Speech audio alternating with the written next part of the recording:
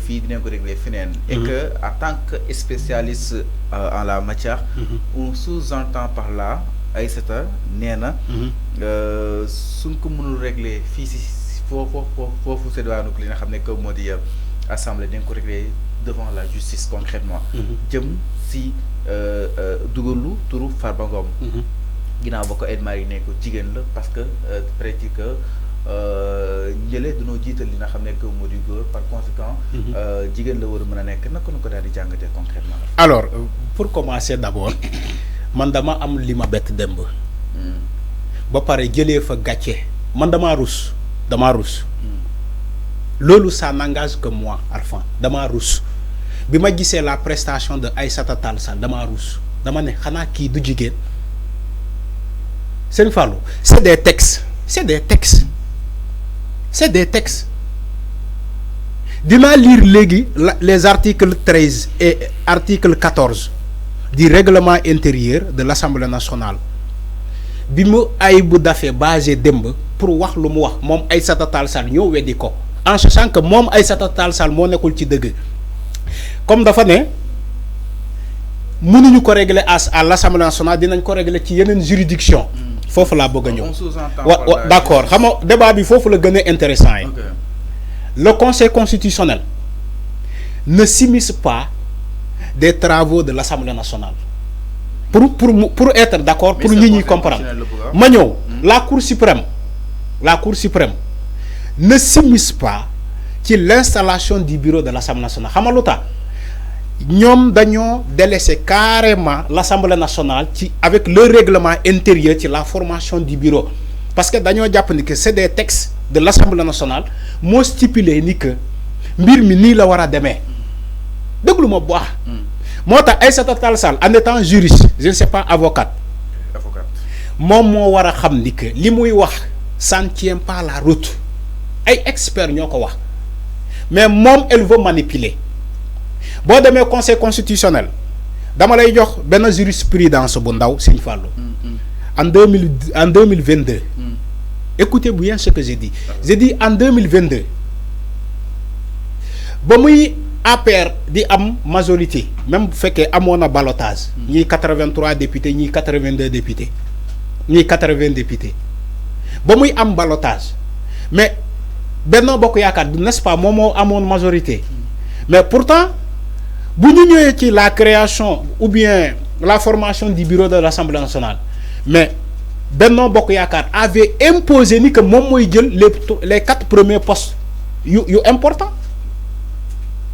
Benno Bokk Yaakaar dafa imposer sa majorité mu ne moom mooy jël mooy accaparer les 4 premiers postes importants pourtant ñoom ñii di kaas tey ñoom loolu la ñu defoon en 2022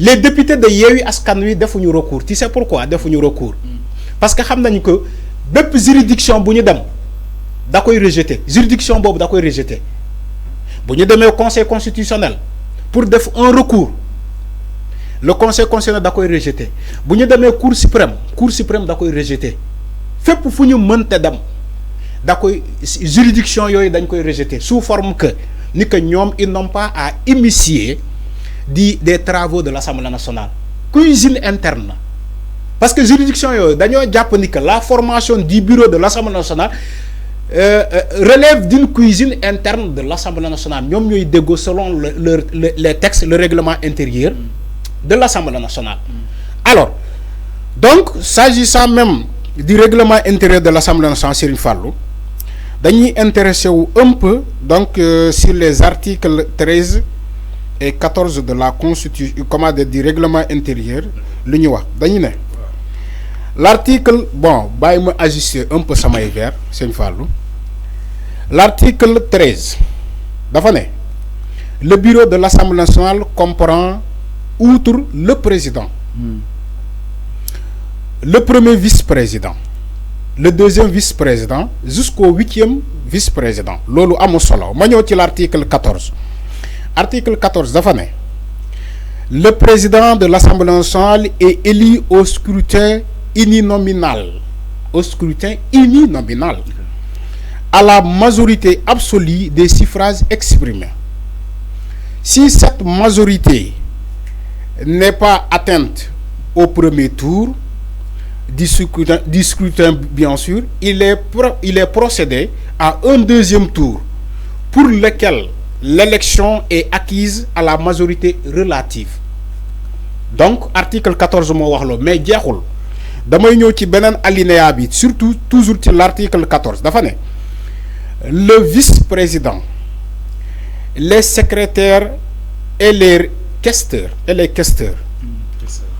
sont élus au scrutin de liste pour chaque fonction respectant la parité, surtout la parité homme-femme. Mabang-toi, les secrétaires, les questeurs, les vice-présidents sont élus au scrutin de liste pour chaque fonction respectant la parité homme-femme. Donc parité homme-femme bobo mom ngeen gis Ayib Daffé wax ko demb pour Aïssata Tall Sall comprendre ni que il y a des textes. Normalement si le 7e vice-président est homme góor la, normalement automatiquement le 8e vice-président devait être une femme pour ngeen comprendre. Mais Aïssata Tall Sall en tant que jigen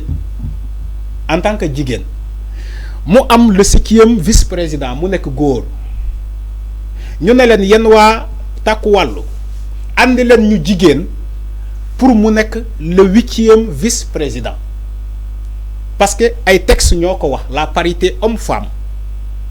Aïssata Tall Sall a refusé. Est-ce que comprendre nga moo tax Ayib Daffé ne ko demal nga lire les articles 13 et 14.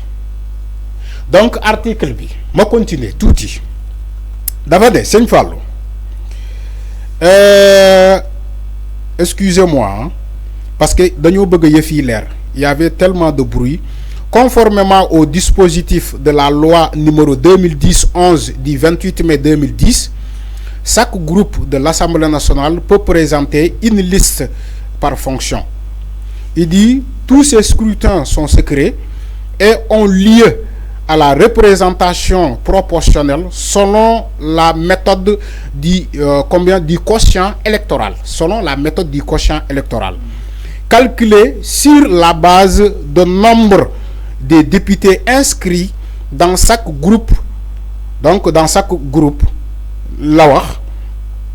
avec répartition des restes selon le système de la plus forte moyenne. Donc, il dit les postes de vice-président et questeur sont attribués dans l'ordre fixé à l'article 13 ci-dessus. Donc, à l'article 13 ci-dessus, en donnant la priorité au groupe ayant obtenu le plus de voix. Est-ce que vous avez voir l'article de moi? Donc, selon la loi, donc, numéro 2010 du 11 du 28 mai 2010, loi bi lolo. Donc, man gisuma débat bi. Il y a même pas un débat. Moi, j'étais tellement honte. Si je dis Aïssata Tall Sall taxaw di djema lëndëmal xel askan wi di len ne c'est un débat de gentleman kay len ñu waxtaan ba djubo alors que Ayib Daffé parlait des textes yi dañu ne si le 7e vice-président est un homme, normalement le 8e vice-président devait être une femme selon les textes. Ñom respecté wuñu parité bi té loi bi dafa né normalement le premier vice-président de l'Assemblée nationale dañu commencer compter à partir de lui parce qu'il est un homme. Dañuy commencer compter à partir du 2e vice-président. Appréciation là. Donc Aïssata Tall Sall mo la gëna ma xam ni même bu défé recours au niveau des juridictions dañ koy rejeter. Parce que le travail de l'Assemblée nationale, voilà la formation du bureau de l'Assemblée nationale, relève d'une cuisine interne, selon les textes de l'Assemblée nationale. L'on bëgg pour Sénégalais comprendre. Donc, entre-temps, il y a un jeu de cette femme-là. Elle doit laisser ça. Thérèse Faye.